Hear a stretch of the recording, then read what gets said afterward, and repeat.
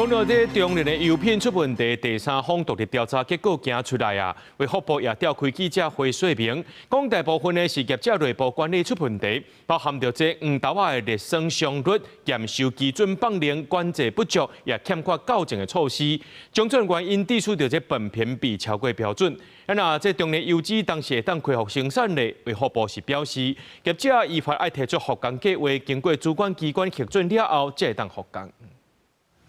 問題由炭燒全台灣針對中聯油脂的疏失，衛福部照實按照相關規定，累計裁罰1億7千多萬。嘛自7月1日啟動第三方獨立調查，結果第2次出來。衛福部指出，業者原料有用到巴西黃豆，較高因為熱損傷臭灰達產成苯便比，但是業者的驗收基準卻根據採購合約，甲熱損粒的比率對0.5%放量到5%，而且無建立苯便比的監測措施，加上在脫色的階段白土產無夠，種種原因致使苯便比超標。白土它是吸，讓它顏色能夠比較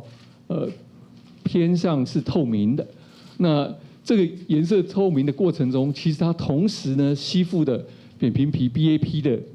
比例加得多，它就吸的可以更多，所以它加的又不符合它原來的添加的比例。調查結果指出，中聯油脂按多數是業者內部的管理失當。調查小組嘛建議未來要強化法律規範，加強源頭暫停甲品質管理和外部稽查等等來監督業者。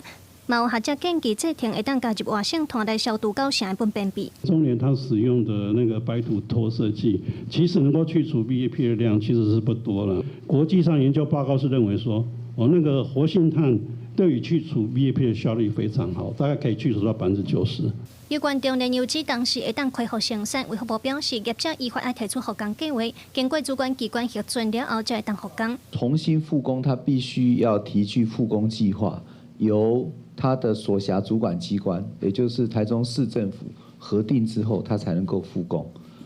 那當然這個過程我們會把這一份的報告，那麼整個調查的結果跟改善的建議給這個中聯油脂，同時也會給台中市政府。衛福部表示，這份調查報告嘛會放佇咧網絡完整公開。那行政院政務委員陳時中表示，目前是安快修法草案已經送到立法院，嘛希望調研立委會當針對修法提意見出來溝通討論。記者盧尚如、曾春瑤台北報道。